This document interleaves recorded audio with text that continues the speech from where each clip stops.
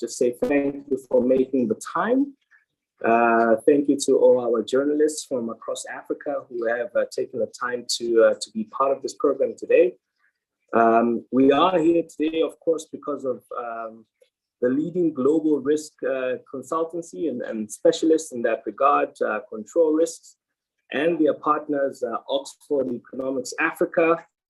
They have organized this conference today to launch the 7th edition of the Africa Risk Reward Index. That's the report that they have been releasing for the last 6 editions. This is the 7th edition.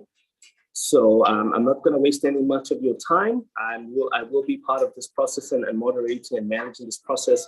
And again, I just want to say a big thank you for the time that you have taken to be a part of this program. So please just allow me, if you can, to introduce you to the global team of specialists, African specialists who are the panelists for today's press conference, and they have extended experience in this regard. And many of you may know, some of you are joining us not for the first time. Obviously, you're joining us, maybe this is your second, maybe your third time, and you are familiar with the Africa Risk Reward Index, and you are familiar that this is it's an authority that players are using across the African continent to make decisions based off the risks that the African continent is facing. My name is Anea Piri. I'm a senior account manager with the APO Group. I will be moderating this session with you. So do please feel free to ask questions as and when the time comes. But allow me at this point to just introduce to you the global panel that's going to be there. Thank you. I just saw that somebody started the recording session. Thank you very much. We will be speaking today to high-level people who know about risks and rewards insofar as the African continent is concerned. The theme for this particular event is opportunity through uncertainty. So we might hear what some of us might think is bad news, but let's try and listen, and let's try and see what the opportunities exist in that uncertainty. I will then introduce the team that's going to be part of this process. I'll be introducing Seamus Duggan, an associate director with the Sub-Saharan African Control Risks based in South Africa. Seamus, if you're there, could you just say hello and if you can see and hear me clearly. Hi, I'm indeed. Good morning, everyone. Great to be here. Welcome, Seamus. Thank you. I will also be introducing Patricia Rodriguez, who's also an associate director at the Control Risk based in Kenya. Patricia, are you with us today? I am. Hello, everyone. Great to be here. Good to have you. I'll be introducing as well Vincent Ruget, who's a director Africa at Control Risk based in London. Vincent, are you with us today? Hi, good morning, Anea. Yes, I am. Thank you. Thank you for being with us. There's a big funeral in London, but thank you for being with us this afternoon. I'll also be introducing Zainab Animashan, who's a senior analyst at Control Risk based in Nigeria. Zainab, are you there? I am. Good morning, everyone. Pleasure to be here. Thanks for having me. Thank you. Thank you for being with us. I'll also be introducing Jacques Snell, who's head of Africa Macro NKC Africa Economics. Jacques, are you with us today? I am. Hi all. Thanks, Anna. Thank you. Thank you for being with us this afternoon. If you can just allow me very quickly before I do get to the speakers, I'm going to state a few house rules today. Again, we do appreciate extensively our friends from the media for being part of this process. But let's just get some house rules in play before we proceed. So the program will run for at least an hour, maybe a bit more. We will allow our speakers to give their insights and views on this year's report. Again, like I said, the theme for this year's report is opportunity through uncertainty. And they will unpack sort of the major themes featured in the report. And then we will follow this by 15 minutes of questions. Please let us know where you're coming from, your name. When you ask the questions in the Q&A feature, please just let us know your name. Our experts are very happy to answer these questions. Don't forget to mention your name and the media outlet that you're coming from. As anonymous questions, unfortunately, will not be entertained. We just want to be able to address the name and the outlet that you're coming from, if that's okay. At this point, if it's okay with everyone, without further ado, I will hand over now to the panelists, just so that they can get into the meat and the reason that we're here for.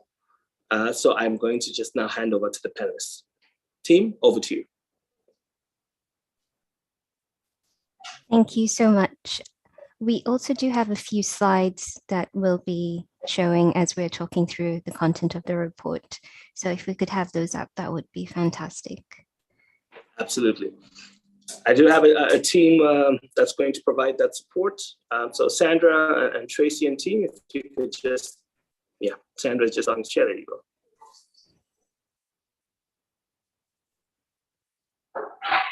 Great. Thank you so much, everyone. And just to introduce the report and what we're going to be talking about for the next few minutes.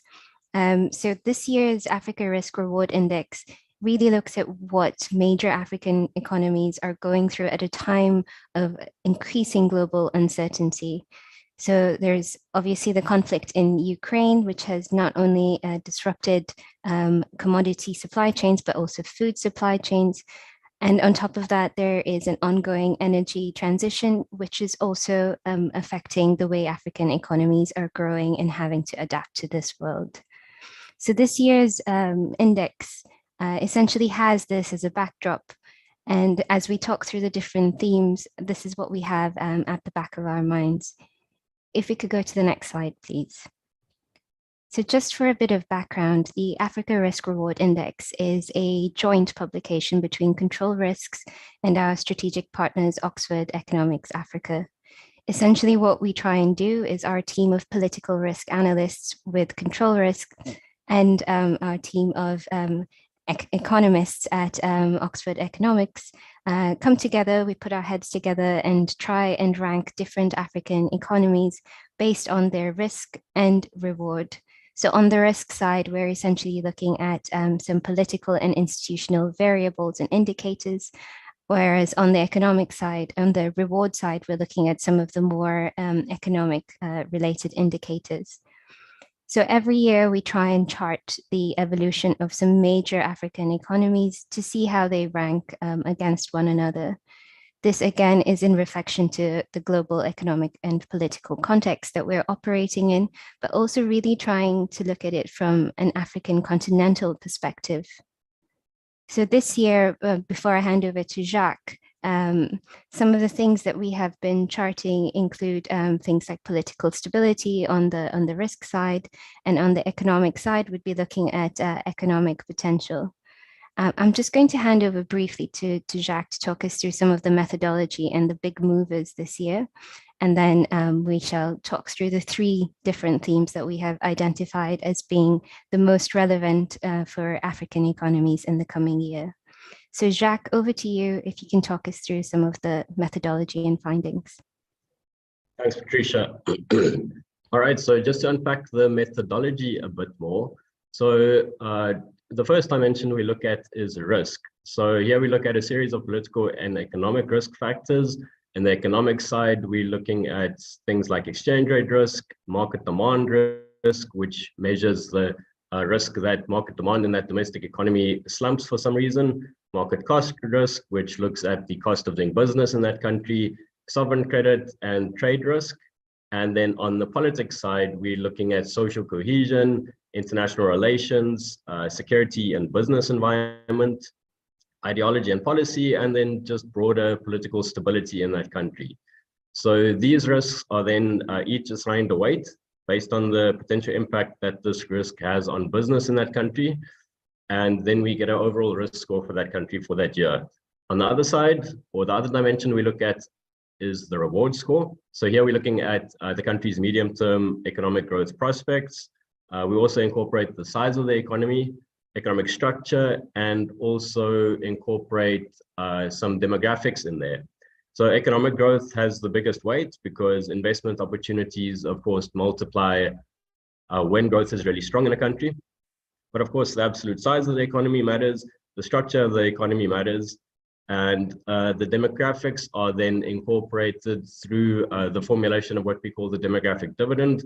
So this incorporates the population size and the outlook for population size, urbanization levels, and age dependency ratios in that country. So a quick look at this year's findings. The top improvers this year were Angola, Cote d'Ivoire, Senegal, Mozambique, and DRC. In Angola, we saw a slight reduction in risk, which is positive again, but there we saw a notable improvement in Angola's reward score. The policy environment there continues to show signs of improvement. President Lorenzo has set out a clear policy direction aimed at diversifying the economy away from oil. And this is, of course, very beneficial in the country's ability to attract the all-important foreign investment. Also on the economic side, after 5 consecutive annual contractions, the Angolan economy expanded last year, and we expect it to record moderate growth in coming years. So this transition from a string of annual GDP contractions to a positive economic outlook had, of course, had a positive impact on that country's reward score in the latest publication. In Cote d'Ivoire, we saw a slight reduction in reward score, which is negative, but there we saw a notable gain on the risk front. There we saw President Ouattara has done a lot to lower tensions between the government and the opposition, and it's encouraging to see this reconciliation between political adversaries. President Ouattara also appointed a vice president who is a very business-friendly figure, which is of course great for the country's reward prospects, or it reduces the risk of operating in that country. Finally, Senegal, again, it's an economic story. The country is expected to commence gas exports next year, which has the potential to completely transform the economy. Just taking a step back and looking at the overall performances, the highest reward scores are found in Ethiopia, Nigeria, and Egypt, as we can see on this chart here. All 3 of these countries benefit from favorable demographics. Egypt and Nigeria benefit from their economic size, while Ethiopia and Egypt both have pretty decent growth prospects. But again, as we can see from the chart here, Ethiopia and Nigeria in particular also have very unfavorable risk scores. So in Ethiopia, we've got the ongoing conflict there, and also the country is also struggling with some weak macro fundamentals. In Nigeria, there's the country's oil dependence, which remains a concern, and there's some deep structural issues surrounding inflation and unemployment. So I would like to hand over back to Patricia now to just introduce the themes we discussed in this year's report. Thank you so much. So accompanying this index, each year we try and identify which key issues are going to shape the trajectory of various African economies. This year we have identified 3 themes as usual. So the first is around the global energy transition. The second is around Africa's unhealthy dependence on external food supplies. And the final one is more of a political, perhaps a little bit more of a pessimistic theme, talking about how different African economies and their leaders are responding to rising public discontent. So to talk us through this first theme, I'm going to hand over to Seamus, who's going to give us his thoughts about the energy transition, especially perhaps from a South African perspective. Seamus, over to you. Well, thank you very much, Patricia, and good morning and good afternoon, everyone. So as Patricia was giving the overview there, some of you may have picked up that I'm lucky enough, I think, to talk through one of the themes that is more optimistic, where we see quite a lot of reward and opportunity in the future.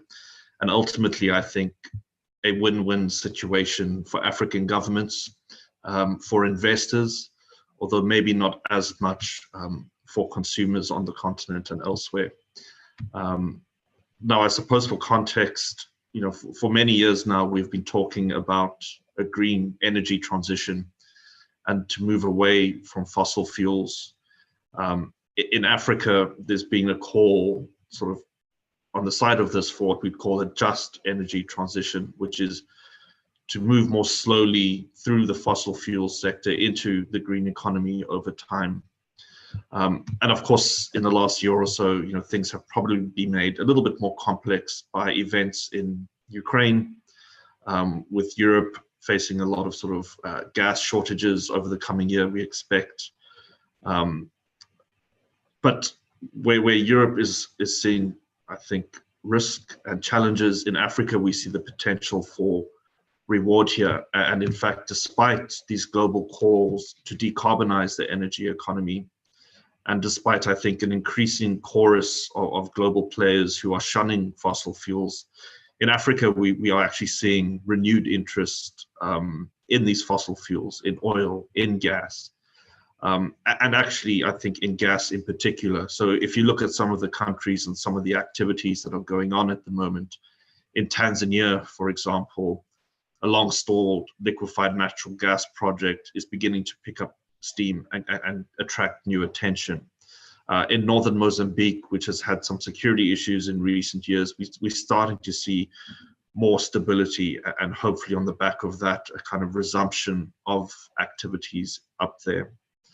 And we're also seeing, I think, as demand for oil and gas increases, we're seeing opportunities and dynamics in the region that are lending themselves to greater cooperation. So if you look in West Africa, Senegal and Mauritania's joint oil and gas project is expected to reach production next year, in 2023. And that's because it's receiving additional impetus from oil and gas shortages in Europe. Meanwhile, if you look at places like Niger, Nigeria, and Algeria, they recently signed a memorandum of understanding to build a trans-Saharan gas pipeline. So again, there we are seeing increasing activity. Now, I think it's fair to say that while we see investment going into the oil and gas sector, as well as into sort of hydrocarbons generally, that is coming or proving frustrating to certain sort of local, global, regional environmentalist groups who see current energy dynamics as an opportunity for Africa to sidestep fossil fuels entirely and invest in renewable or green energy sources. And I think it's pretty easy to understand why. Africa, of course, has huge opportunities in solar power, in wind power, in water power even, and a huge sort of untapped potential, not just for investors looking to produce at a macro scale, but in terms of pushing the electricity grid into rural areas and making sure that everyone has access to electricity.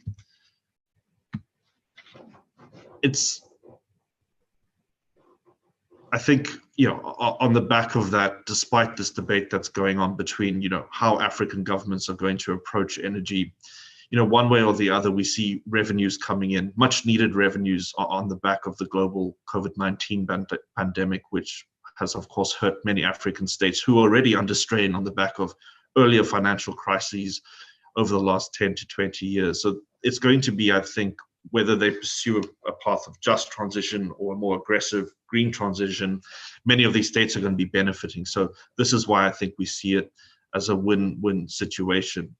I think just to finish off briefly, what I would say is, while there's a lot of positive things to say about the energy sector and where it's going, we do, of course, expect that any investors into that sector are going to face challenges. They are going to face complexities, particularly when we look at environmental regulations and legislation, as well as social community issues and governance more generally. Lead times, we of course have always had issues around corruption, around securing permits, around working with local communities. And those specific local contexts will of course prove challenging, although ultimately we believe rewarding. Thank you very much, Patricia. Thank you, Seamus.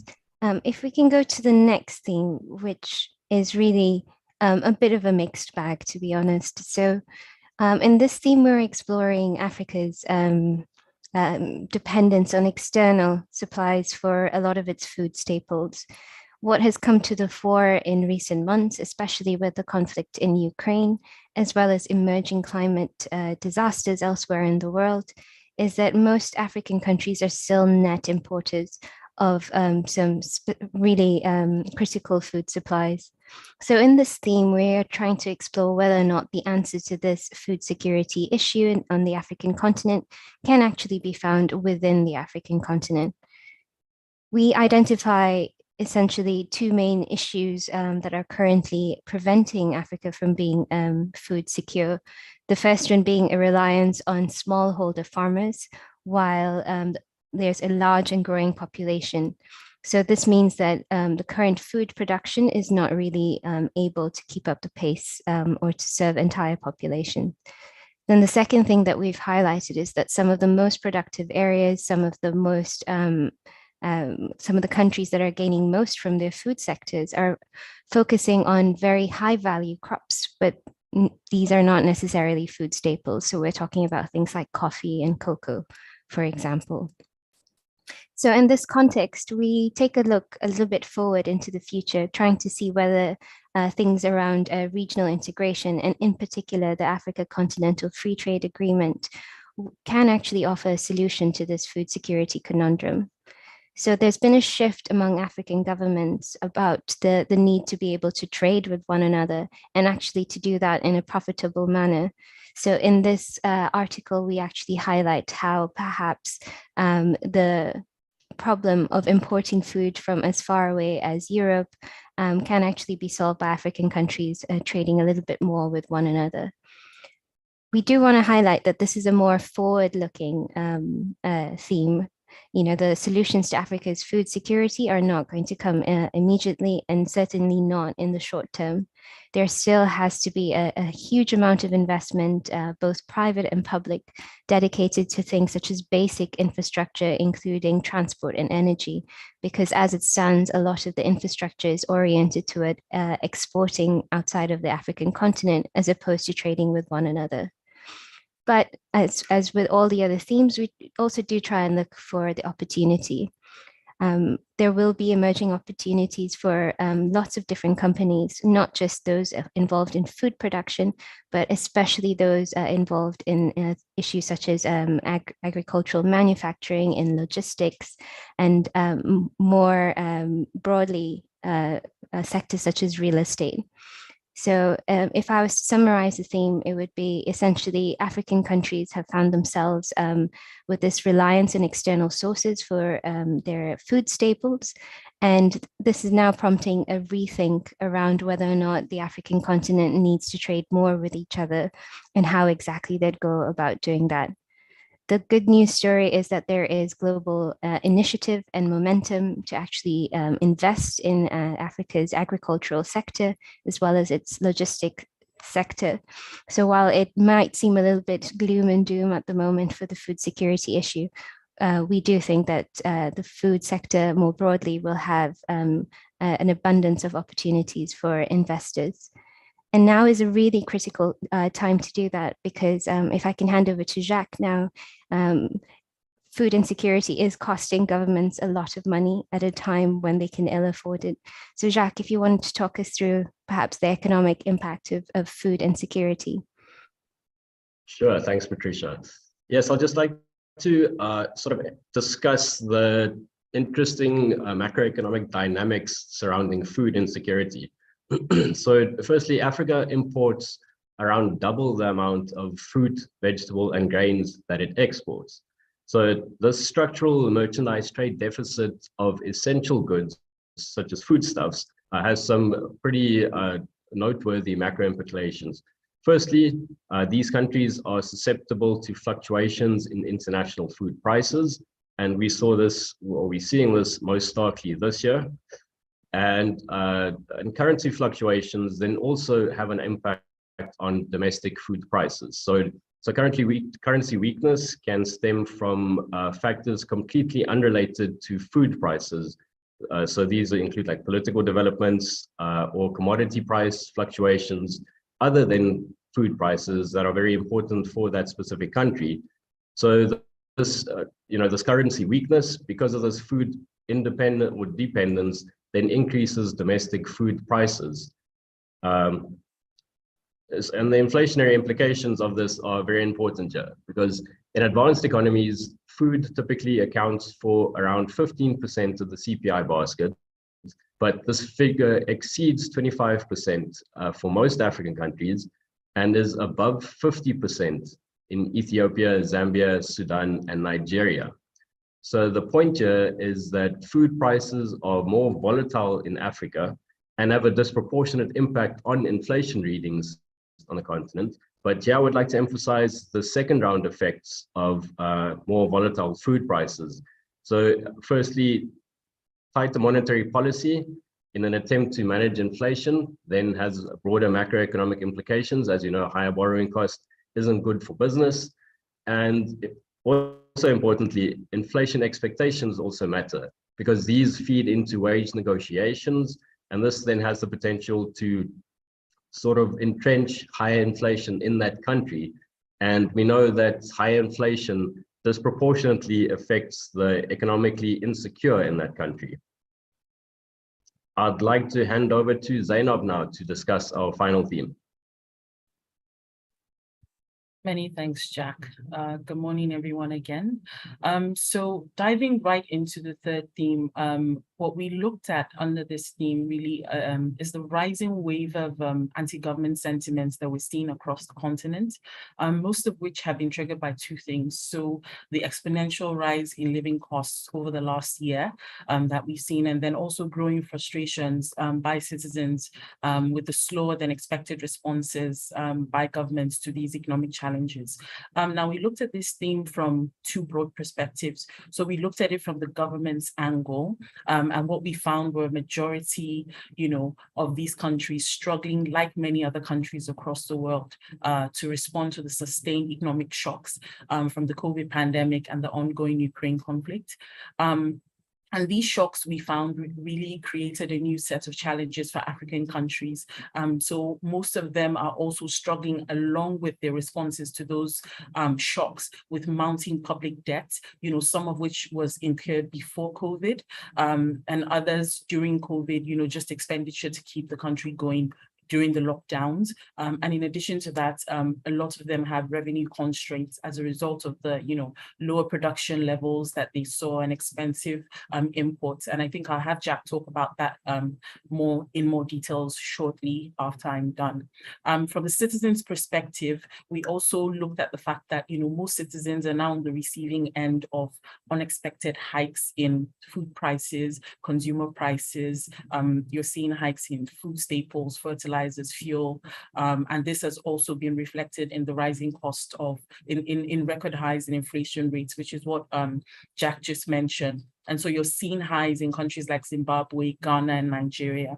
What ARRI really explores, in fact, are three broad trends. So we saw, in response to the rising cost of living crisis, we saw protests happening across the continent. So in countries like Ghana, Sierra Leone, and South Africa, we're seeing quite a number of cost of living protests persistent over the last 1 year in response to that. We're also seeing higher rates of youth participation in electoral processes, just trying to look for ways to sort of replace the veteran political elites that we're seeing with younger politicians, I guess in a way to sort of control the narrative of how their countries are being managed and their economies.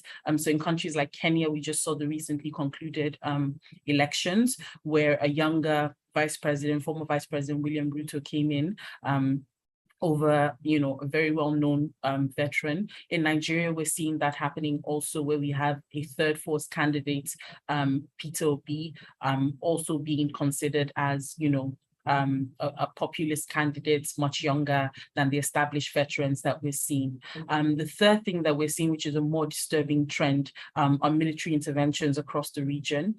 So we're seeing younger military officials coming in to take over and intervene in certain countries backed by populist support.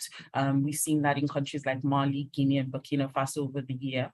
But the outlook really from the ARRI report really is that these trends are not likely to produce the expected political outcomes that the citizens might expect, mostly because most of these governments simply do not have the capacity to address these challenges that their countries are facing. It's really above them currently, based on the data that we're seeing.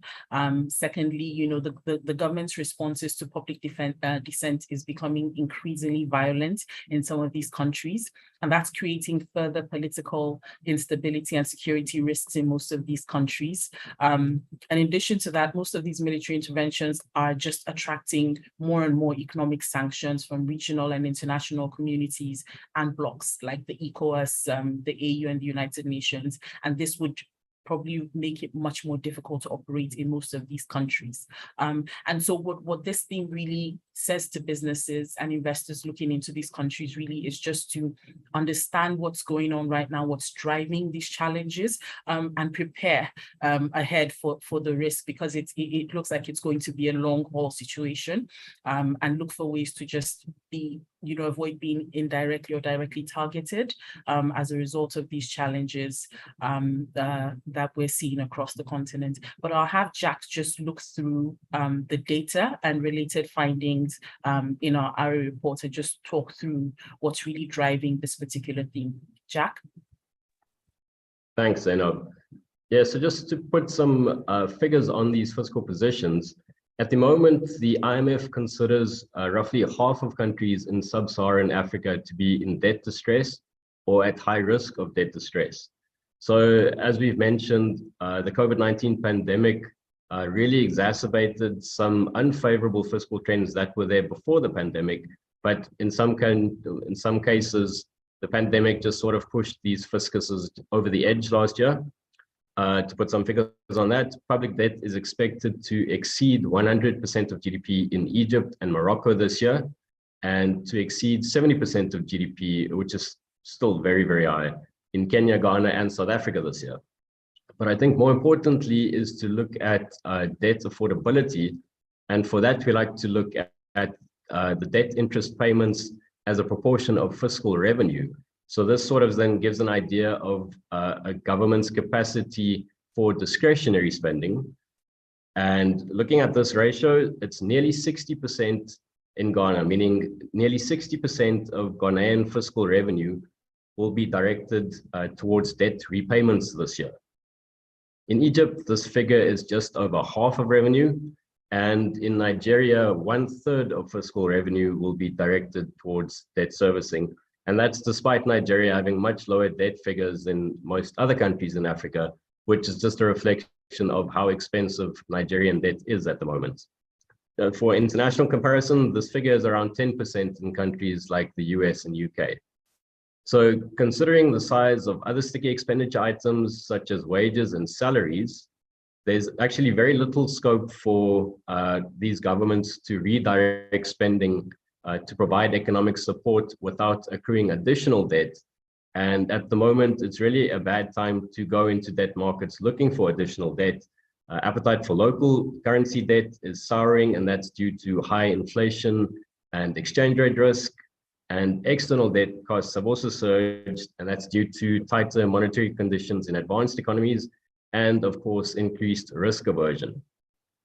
So, on the one hand, this could accelerate fiscal consolidation efforts, which would mean cutting short any economic support measures, which would then further exacerbate growing civil discontent. Alternatively, governments can redirect spending, which tends to mean that investment spending drops, which is of course not good for medium or long-term growth prospects. But perhaps even less favorable outcome would be if governments are unfazed by rising borrowing costs and just continue down this unsustainable fiscal path, which would require much deeper and more painful fiscal consolidation in a few years' time. So on that rather somber note, I would like to hand over back to Ene to talk us through the Q&A session. Thank you. Thank you very much, Jack, and thank you, team. At this point, I will just open the floor for questions. I know we've got a couple already, and we are going to segment the questions by theme. Any questions related to energy, Seamus is going to take those. Any questions related to sort of supply and food security, Patricia is more than capable. And questions relating to government response and discontent, Zainab is going to take those, and Jack at Oxford Economics is going to take any questions relating to the index scoring. We've got a couple of questions already. It's just that we don't have. I know, but Charles hasn't mentioned where he's from at this point. So I'm just gonna sit back and wait if we have any other questions. We've got Samuel, you didn't finish your questioning. Samuel Uma, you didn't finish your questions. Please, if you can proceed with your questioning so that our more than capable team can come. We have a question here coming in from Nigeria, if that's okay. Edwin, publisher of Omega News in Nigeria. His question is as follows, team. He says, for the African economies to move from her over independence on import, I think it's over dependence, we would need to be able to solve the energy challenge. Availability of energy has been a problem, and even when availability is nearly unaffordable, so SMEs do struggle. How can, I think this is where the question comes in, how can African nations effectively address the energy problem so as to boost production and move us from consumer economy to producing and exporting economy? That's an energy question coming to us. So I think Seamus, if you can take us through the response for that. Yeah, thanks very much. I suppose the simple answer to that is greater cooperation between African states. And not just, I'm not just talking about in terms of, sharing assets or building infrastructure. I think if you look at, where energy products ultimately go, it's often to Asia or Europe or North America, and less so within the continent itself. And often that's because of a variety of reasons, from bureaucracy through to demand. So if we saw greater cooperation through, for example, the African Free Trade Area, which is coming on quite nicely over time, I think that would help to resolve that supply-demand problem on the continent itself. Seamus, thank you very much. Edwin, I'm not sure if that satisfies your question. Let us know if you have a follow-up question in the Q&A forum. Again, team, if you want to ask a question, just please go into the Q&A forum. Tell us who you are, where you're coming from, and we'll be very happy, more than happy to respond to your question. I've got a couple more questions here. Samuel, thank you very much for for just coming back with us. Samuel Uma from Pan-African Visions, Nairobi. His question is as follows. Do you think the upcoming African Energy Week slated for next month will be a game changer in the energy sector? I think, Seamus, you're on the spot again. That's for you. What are your thoughts on the upcoming Energy Week slated for next month? Well, we'll have to see. But no, I think more seriously, it's obviously coming at a time, a fairly critical time insofar as we are seeing, as I said, a shortage of gas globally, particularly sort of going to Europe. But at the same time, we're seeing Africa has the resources to exploit and to produce, and there is this new impetus to kind of invest in Africa. So, at these sorts of events, we would expect to see, and I think particularly this year, a lot more activity. And also remember, for the last 2 or 3 years, we've had restrictions on movement because of COVID-19. Earlier this year, we had the African Mining Indaba in Cape Town, for example. It was the first one in a couple of years. It was very well attended. There was a lot of energy, a lot of kind of desire, both by governments who attended en masse and by investors. And I believe we'll see the same thing at Africa Energy Week this next month. So I think, yes, I think it's going to be a positive story. Seamus, thank you very much. Certainly, I mean, so many good insights. I was just being in Zambia myself. I was just thinking through what Patricia had mentioned. I think Zainab had also mentioned about, the transfer of power from the older to the younger generation. It did in fact happen as well in Zambia. So this is something that we are truly experiencing on the African continent. We do have a couple more questions, and if I could just get down to them, if that's fine. We do have Fred Ndugu from Kenya. And his question is, we are yet to know of the new government's agricultural policy. He's speaking particularly from Kenya. He says, in Kenya, we're yet to know of the new government's agricultural policy, but we're still in drought conditions.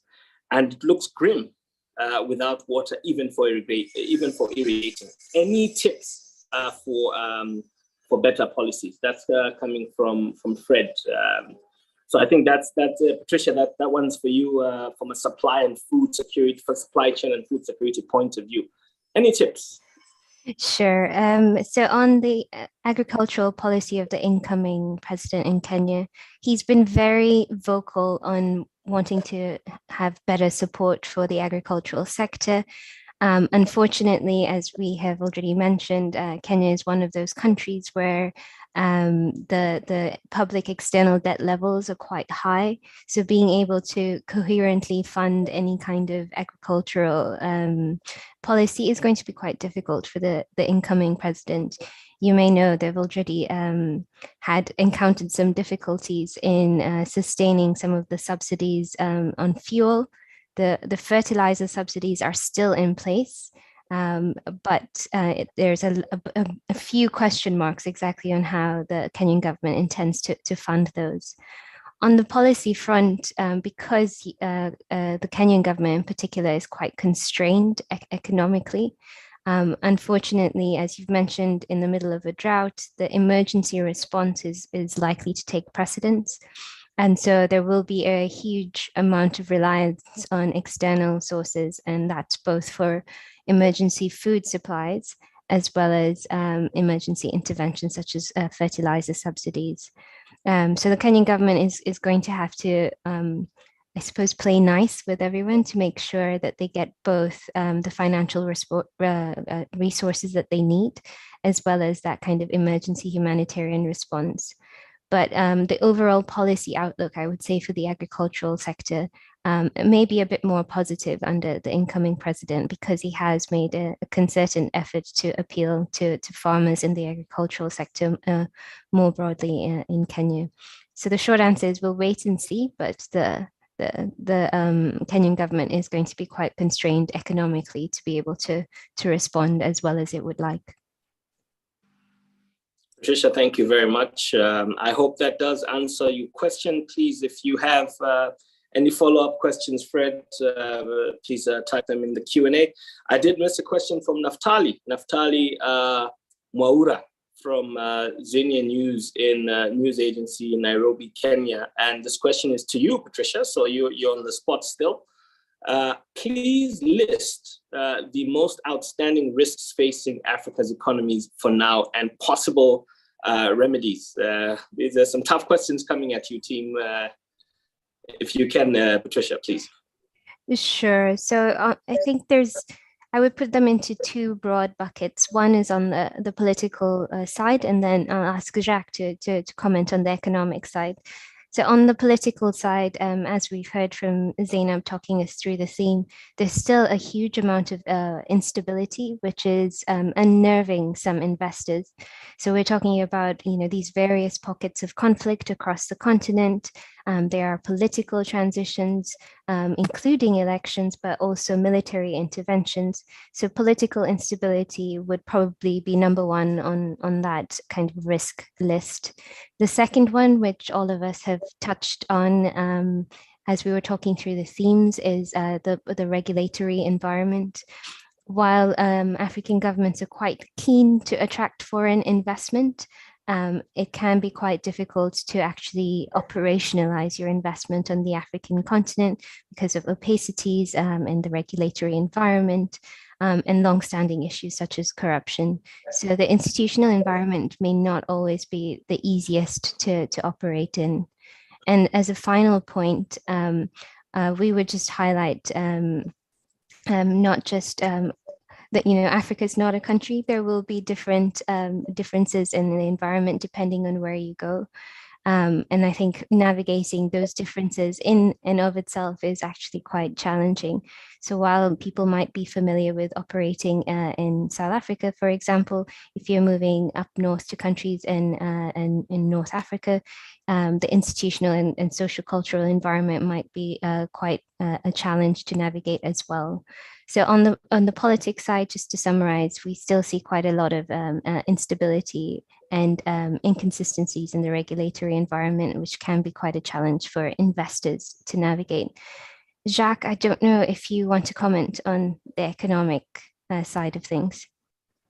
Yes, but to sort of make the same point that, as you say, Africa is not a country, so there will be some overarching issues that most countries in the continent face, but at the end of the day, it's those specific country obstacles that are hindering investment in the specific country. And that's why it's so important to sort of get a grip of what's exactly going on in that country. How does that compare to another country in that specific industry? So to answer that question, I think it's really country specific, but as Patricia said, there are some overarching themes. And I think the economic side of the coin that Patricia just described is that you need that stable environment for long-term investment. And long-term investment is the sort of stuff that Africa really needs. The energy infrastructure, like the one question suggested, that's one of the continent's most pressing issues, is the lack of electricity.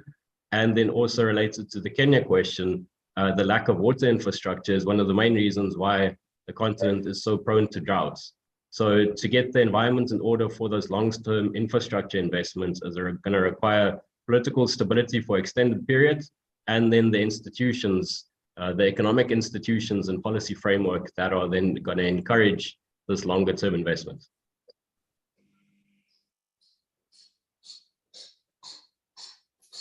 Team, thank you very much. I know our very respectable friends from the media are following with the responses, so please do ask if your question has been responded to adequately. If not, again, happy to have the team respond. We do have a question for Zainab. This question is from E. Chike Njoku, and they ask, it appears Ghana's heightened risks and lowered reward scores are largely economic induced. Considering the prevailing global economic conditions and recent warnings by the World Bank of a global recession in 2023, is there any possibility of reversing the trend in Ghana? What should policymakers be doing? This is again from Ebenezer and Joku B and FT Accra. I've just asked that question again. This is for you, Zainab. It appears Ghana's heightened risk and lowered reward scores are largely economic induced. Considering the prevailing global economic conditions and recent warnings by the World Bank of a global recession 2023, is there any possibility of reversing the trend in Ghana? What should policymakers be doing? This is coming from Accra. Thank you so much, Ebenezer, for your question. Zainab, over to you. Thanks, Sinaya. Thanks, Ebenezer, for that question. You are right. The issue that Ghana is facing right now is economically induced. This was a country that, as of 2018, 2019, the IMF considered it to be the fastest growing economy in the world.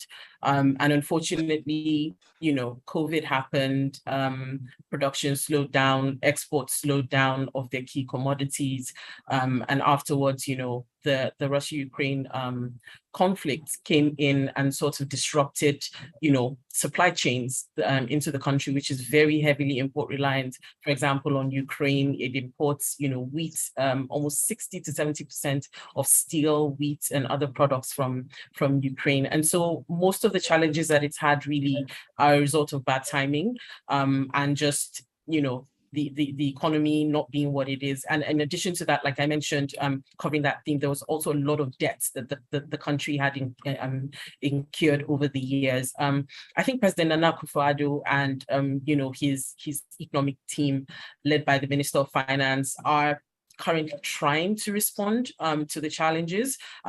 it's obviously from a political perspective, having the kind of parliament that they have, and the concerns that both of the key political parties have around the way the government is addressing the issues is also part of what is slowing down the response to the economic challenges. But I think the government is currently trying its best to move forward with what it has.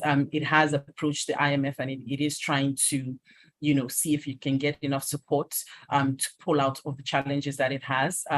It's currently on the right track. Like I said, what the policymakers can do is probably just try as much as possible to come together, both the NDC and the NPP, to probably agree on what the best approach is to addressing the economic challenges, and take that forward from there. I don't know if Jack has anything from a data perspective to add in terms of what Ghana is going through right now and ways in which it can be addressed. Yes, Ghana has been, or the Ghanaian government have been making pretty difficult decisions at a pretty difficult time. If you think of the very unpopular e-levy that they put in place and are keeping in place, and that's of course to shore up the fiscal position a bit, and the pretty staggering monetary tightening that the central bank there has also implemented. So it shows that the government's not shying away from making the difficult decisions. A lot of these decisions are, of course, in an attempt to sort of get the IMF on board, which is going to be very important at the moment where, to be honest, Ghana isn't able to get funding at anything close to affordable externally. And it's also not going to work to just, soak up more domestic financial resources. So the government does look like it's making hard decisions, but as we've seen, the people aren't too happy there. We've seen a lot of increase in protests there. And like Zainab said, they are on the right track. If they get the IMF on board, if they can sort of just ride the current headwinds out and get everybody to buy in, and that they're making the right decision for the country's medium-term growth, then things could improve in Ghana.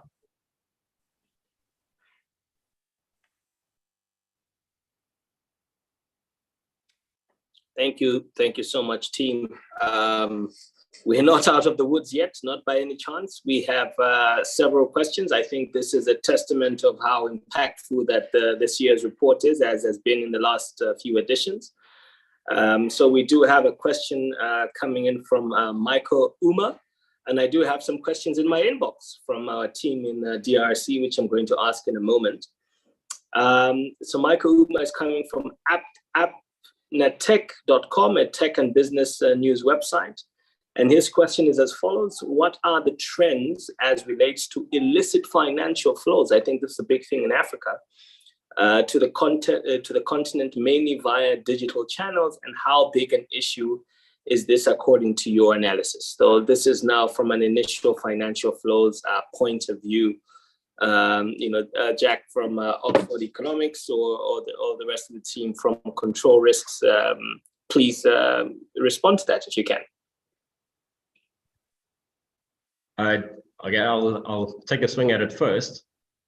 By its very definition, illicit financial flows are very hard to sort of measure and come to terms with. But just going on the controversy surrounding South Africa potentially, and it looks likely being grey listed as one of the countries where illicit financial flows and terrorist financing is a concern, does show that it is a concern if that happens in Africa's most developed economy, so to speak. So it is a problem.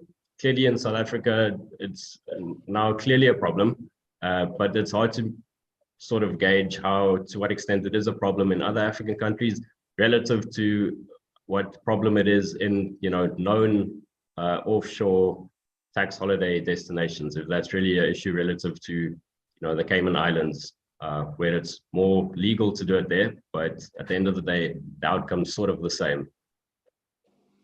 That's all I can say about that. Jack, thank you very much. Unless the team wants to take a crack at that. This will be our last question, just before we close, if that's okay. Does any other member of the team want to take a crack at that before we close the session? All right. I want to say a big thank you to the team, both at Oxford Economics Africa and as well as at Control Risks.